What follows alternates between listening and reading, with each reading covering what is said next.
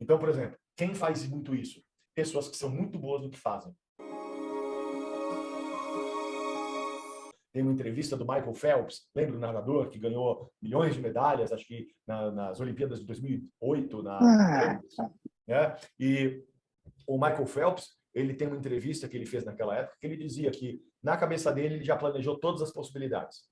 Quando ele pula na água, na cabeça dele, ele já imaginou todas as possibilidades do que pode acontecer e ele já tem saída para todas as coisas que poderiam acontecer. Então, se ele cair e o calção cair junto, se ele pular na água, o óculos entortar, entrar água, se ele pular na água, ou melhor, para todas as coisas que poderiam acontecer, ele tem plano de escape, ou plano de aprender a lidar com isso. E aí isso faz com que ele tenha muita flexibilidade comportamental. Porque se alguma coisa acontece, ele sabe o que fazer com isso. Ele já pensou no assunto. Quem fez isso muito tempo também foi o próprio Ayrton Senna.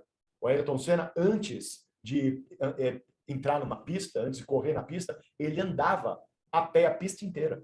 Ele fazia a pista inteira a pé, imaginando onde que o carro poderia passar, as curvas, como é que ele ia fazer, se acontecesse isso, se acontecesse aquilo, para onde ele ia sair. Então ele fazia essa volta a pé na pista para o quê? Construir na cabeça dele tudo o que ia acontecer.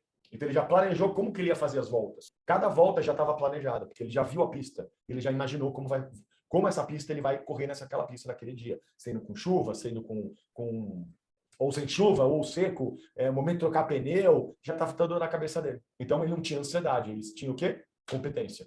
Ele sabia o que ia acontecer, ele tinha um plano de ação, né? Infelizmente, algo externo, né? O carro deu um problema e aí ele foi embora, né? Ele não teve competência de passar por isso, mas se você vê os estudos, né, que ele conseguiu diminuir a marcha 3, 4 vezes naqueles milésimos de segundo que aconteceu no acidente dele. Então, mesmo naquele momento, ele teve agilidade mental de reagir ao que estava acontecendo, né? Então, isso é o processo, é assim que funciona a ansiedade.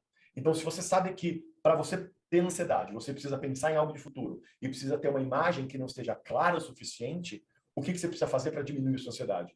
Imaginar o que vai acontecer com mais clareza, com mais detalhes, com mais informação. Porque aí seu cérebro não vai precisar produzir ansiedade. Ele já sabe o que vai acontecer. Inclusive, é muito bizarro. Eu tive um atendimento uns 3 anos atrás de uma senhora que ela estava se mudando para o Canadá. O marido ia receber uma mudança de cargo, a empresa que ele trabalhava no Brasil ia levar ele para o Canadá e ela ia junto. E ela estava muito ansiosa porque ela não conseguia nem mandar currículo para as pessoas do Canadá para ela conseguir trabalhar lá. Ela estava uma ansiedade tão grande porque ela não sabia o que ia acontecer. Quando você não sabe o que vai acontecer, seu corpo vai produzir muito mais ansiedade, porque a imagem que você tem não é clara. Então, se eu não sei o que vai acontecer, vai produzir muito mais ansiedade. E essa ansiedade paralisava ela ao ponto dela não enviar currículo. Aí, nessa sessão, eu fiz uma coisa bem extrema. Eu pedi para ela imaginar o pior cenário possível. O que pode acontecer, que vai ser a pior coisa que poderia acontecer. E engraçado que quando ela imaginou em detalhes o pior cenário possível, a ansiedade caiu. A ansiedade foi embora. Porque o cérebro enxergou o pior cenário possível em detalhe. Então, ela viu o que poderia acontecer, era a pior coisa possível, mas era algo visível, é algo claro. E a ansiedade nesse momento diminuiu. E aí o que a gente fez? Criou planos de ação para ela lidar com a pior realidade possível. E aí ela começou a enviar o currículo. Ela começou a enviar os currículos por quê? Ela já tinha imaginado o pior cenário possível, planejou em cima disso e a ansiedade deixou de existir. Tem um caso muito similar a esse, que não fui eu que foi no atendimento, mas uma mulher que tinha medo de andar de avião também. E ela fez isso, e ela imaginou o pior cenário possível, que era o avião realmente caindo.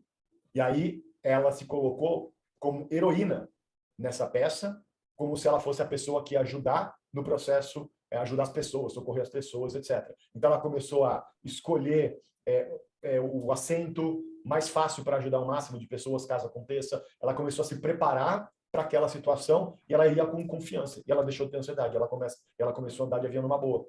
Porque num ponto ela estava como a vítima, né? E agora, nesse caso, ela está como alguém. Eu estou aqui preparado para o que vai acontecer.